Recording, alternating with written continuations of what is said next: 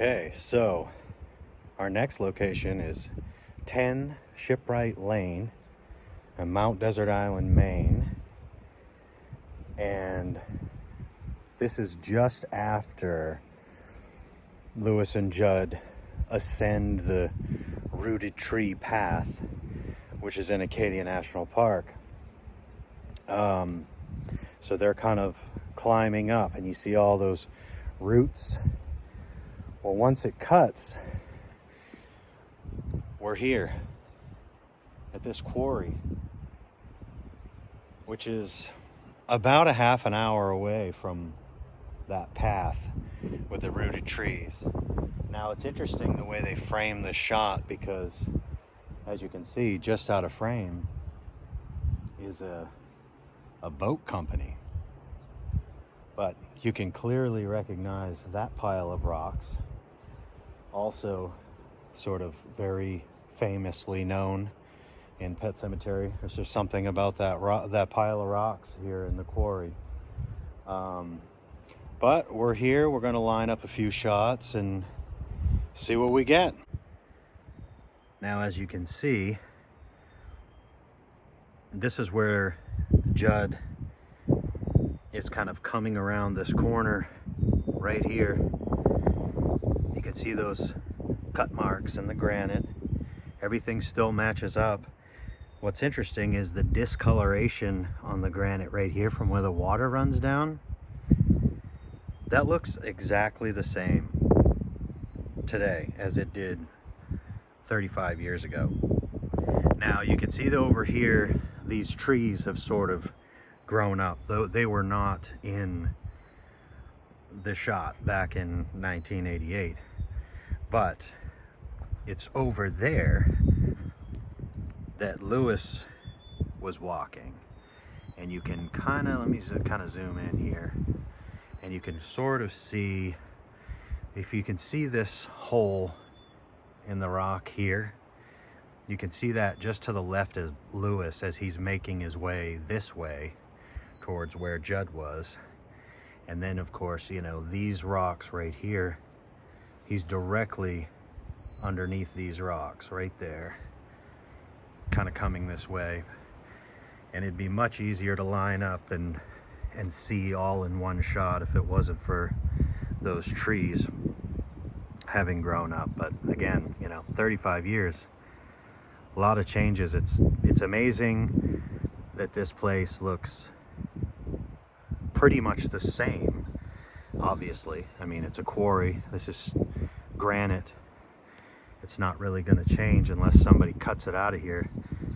So really the only thing that has changed is the tree growth. And then you get this shot here as Jud climbs up onto this next rock.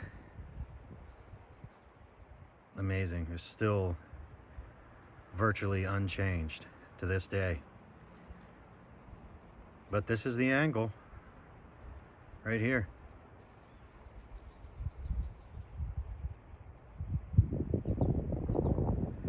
And here again, here's another angle on shot where Louis is climbing up onto the rocks.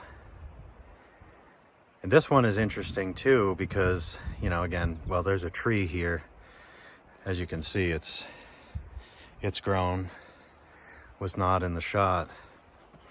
But if you look at this frame right here, you can see this tree still there.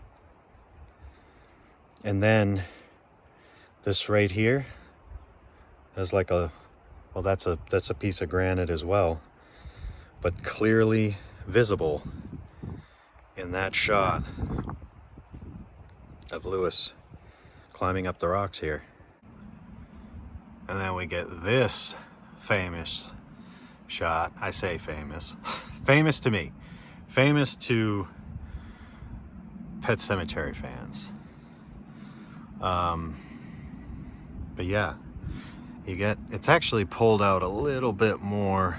Yeah, kind of like that. Sort of hard to line it up exactly because I literally have a tree in my back that was not there before. But you got Louis leaned right up against this rock here. You got Jud standing right here on the top. And he says, "Almost there, Louis." And then we get Louis's POV shot where he says, "You keep saying that." And that would have been basically this angle right here, where Louis leaned right up against this rock here. You can still see, if you match it up to the screen grab, you can still see this line in the granite still there next to Louis's arm. And I love the way they frame this shot. I really do, because you look at the angle, this is it, matching the frame more or less, kind of like that. But it's funny because if you just panned up just so slightly, you'd see buildings. In fact, on certain, times of the day when the sun's in a certain spot, those buildings actually reflect off the water. I've been here before when that's the case, and you have to keep the angle just right in order to miss the reflection of the buildings in the shot. So they couldn't possibly have gotten this angle, this shot, any tighter than they do in the film to make it seem like it's out in the middle of nowhere. Now, one other shot you get here is this shot. Now, this is after Gage has died, and Louis comes back on his own to try to bury Gage up here. So we get this shot of him by himself at night with a flashlight. And again, this tree is kind of in the way of the shot, but just on the other side of the tree there, down here, that's where Louis is kind of stepping up and coming back up here. And then when he hears the sound of, it's a bunch of creepy sounds, maybe somebody even saying his name, Louis.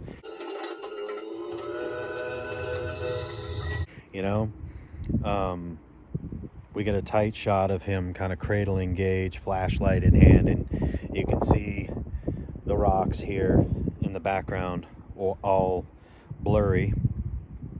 And then he takes another look. Let me move right over here. He turns around to look at it, and you kind of get this shot here. Yeah, like that. And that is when we get this.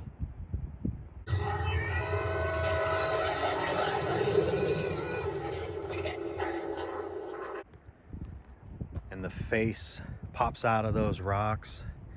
Very odd scene. That's one of those that, I always kind of wondered if this was an afterthought. If they decided to do this later on. Or if they wrote it in the script and it was always this way. I know it is part of the story, but some things changed. No, this is a topic of debate as well about whose face it is that pops out of these rocks here and kind of comes up like that. I think it's Jud. I think it's Jud's face. For a long time, I thought it was Louis's father-in-law because, he had the fight, the altercation with his father-in-law. And there's just something about the way it says Louis and all that made me think that that's who it was supposed to be, but the more I watch the film, the more I believe it's Jud, and it's foreshadowing what Gage is going to do to Jud. And that's basically it for the quarry scene. You know, after they leave the Pet Sematary, they climb up over the deadfall. They get to that rooted tree path, and then they come to this area, and the very next shot, they walk out from around a large boulder. After the shot of Louis saying, "You keep saying that," they walk out from a very large boulder at the MicMac Burial Ground, and that is a totally different location. Just wanted to get one more quick look here. This is such a beautiful area, really beautiful view. It's a little cloudy, a little foggy today, but you really can't deny that. I mean, there are people who come to Maine just to see this kind of stuff. And people like me sometimes take it for granted because I live here. Granted. I live here and I've lived in Maine my whole life. So this is nothing to me, meaning, you know, I grew up climbing around quarries and, you know, I grew up on an island, so this is my backyard type of stuff. But it really is a beautiful place if you stop and just look. There's beauty to be found here. Now, I did want to get a quick shot of this. This is an old granite quarry. And they used to pull granite out of quarries like this all over Maine, including where I grew up on Vinyl Haven Island. Granite quarrying, huge industry back in the day. And they would have used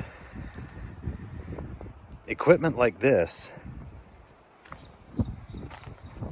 to, I'm assuming, pull the cut chunks of granite out of the quarry. But this is right next to the location, so I figured I would just get this. This is really neat.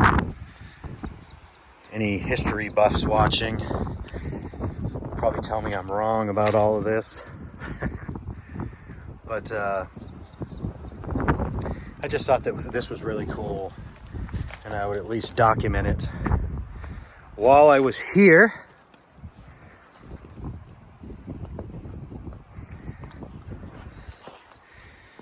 What's really amazing is to think how long this has been sitting here.